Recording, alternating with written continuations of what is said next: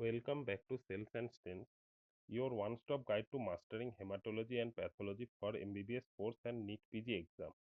Today we are diving into a super high-yield topic, acute leukemia. If you see a young child with fever, pallor and bleeding, think leukemia. In next few minutes, we will simplify the clinical clues, lab approach, diagnostic procedure and key NEET PG facts that you can't miss. Acute leukemia is a disorder of immature blood cell that presents acutely, not defined by blood involvement or blast count. Usually, acute leukemia, the patient is sick.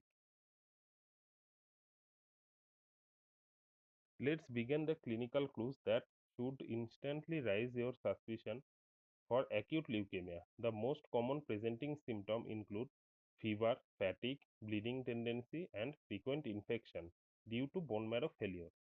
Look out for pallor, bruising, and recurrent fever, especially in children and young adults.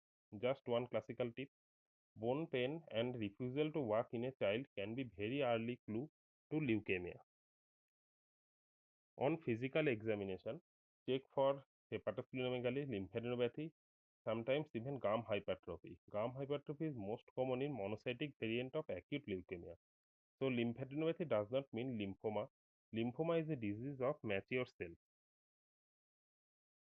Sometimes patients of acute leukemia present with leukostasis symptom, headache, dyspnea or confusion. This is due to very high leukocyte count which block the blood vessels and causes these symptoms. This is most commonly seen in AML with total count more than 1 lakh. So remember, fever, fatigue, bleeding, bone pain, organomegaly and blast in smear. This is the leukemia until proven otherwise. Now we shall discuss the primary investigation. Once you suspect acute leukemia based on clinical clues, your first step is a complete blood count with peripheral smear examination. You may find anemia, thrombocytopenia, and either a very high or low total leukocyte count. The red flag is the presence of blast on peripheral smear.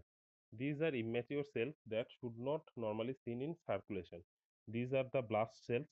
These have high NC ratio, irregular nuclear membrane.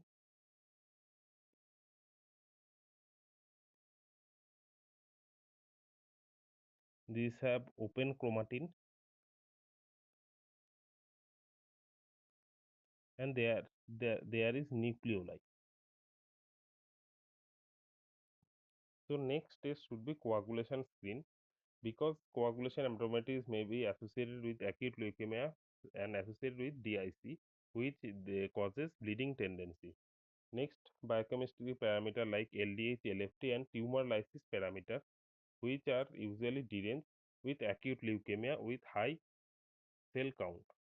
The basic lab helps to confirm the suspicion and prepare the patient for definitive bone marrow examination and other procedures like flow cytometry.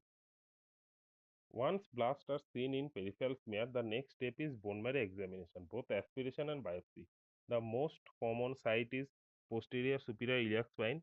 Other site may be sternum or upper end of tibia in children. The diagnosis of acute leukemia is confirmed when there is more than 20% blasts are seen in bone or bone marrow or peripheral blood, except few conditions which I shall discuss in minute. To classify the leukemia, you need immunophenotyping by flow cytometry. This helps to differentiate between acute lymphoblastic leukemia and acute myeloid leukemia and their subclassifications. In acute leukemia, the blast cells are positive for immaturity markers like CD34, HLA-DR, TDT, and c-KIT.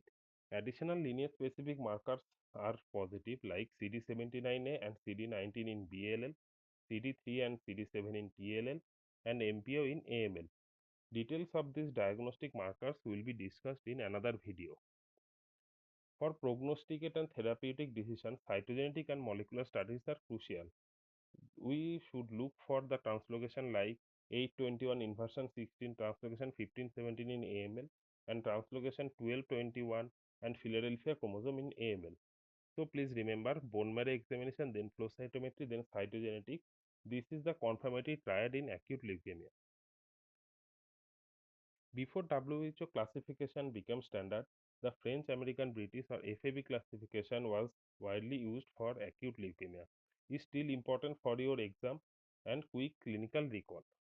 In acute myeloid leukemia, the FAB system ranges from M0 to M7 based on the degree of and type of myeloid differentiation. M0 means minimally differentiated, no morphological or cytochemical evidence of myeloid differentiation. M1 without maturation neutrophil is less than 10%. M2 with maturation neutrophil is more than 10%. M3 is promyelocytic leukemia. This is a different type of leukemia where maturation arrest occurs. So there is abnormal promyelocyte in the peripheral smear, but there is no mature neutrophil in the PBS. M4 is myelomonocytic, M5 is monocytic, and M6 is erythroid. M7 is acute megakaryoblast leukemia, most common in Down syndrome. For acute lymphoblastic leukemia, L1 to L3, L1 is small uniform lymphoblast, L2 is large heterogeneous lymphoblast, and L3 is Burkitt type leukemia. This is associated with basophilic vacuolated cytoplasm. So, while WHO has taken over clinically, but FAB is still a high yield topic for NEET PG exam. Now, let's quickly break down the WHO classification of acute leukemia. A must know for NEET PG exam. First, remember the diagnostic cutoff for acute leukemia is blast more than 20% in bone marrow or peripheral smear unless specific genetic markers are present. So, there are few conditions when less than 10% blast can be diagnosed as acute leukemia. This is seen the topic like blast equivalent, a certain immature blood cells that are considered the same as blast for diagnostic purpose. There are three blast equivalents like promonocyte, promyelocyte, and proerythroblast. Now, WHO classification of AML is divided into two groups, defining by genetic abnormalities and defining by maturation. There is a exhaustive list of genetic abnormalities, but please remember PML-RA fusion, which is most common in APML. This is the defining not most common. This is the defining mutation in APML. And please remember this NPM1 and SEPA. These are also important.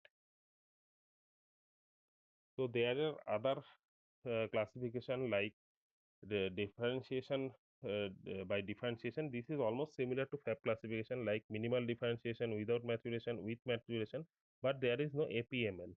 Promyelocytic leukemia is genetic diagnosis. They have included the basophilic leukemia and rest is also similar, myelomonocytic, monocytic, erythroid and megakaryoblast. There are other classification like therapy related AML or AML not otherwise specified. So WHO classification of ALL into B and T, there are different classification. There is also this exhaustive list of classification, but please remember these three, at least these three. High hyperdiploid is the most common mutation in young ALL, and this confirms better prognosis. ETB6 RNX1 is overall most common mutation. This also confirms better prognosis. But BCR-ABL1 fusion, this is the Philadelphia chromosome fusion, which is associated with poor outcome. So now we came to the high yield topics. So these are very important questions for NEET PG exam. The presence of blast on peripheral smear or bone marrow with thrombocytopenia and anemia is the first clue for acute leukemia. For acute leukemia diagnosis, 20% or more blast is needed, except this mutation. This translocation 1517 is associated with APML and other AML associated with 821 or inversion 16. OR rod is diagnostic for myeloid differentiation is seen in AML, most common in M2 and N3. Acute promyelocytic leukemia is associated with translocation 1517 or PML-RARA mutation. Associated with DIC and treatment is ATRA plus arsenic.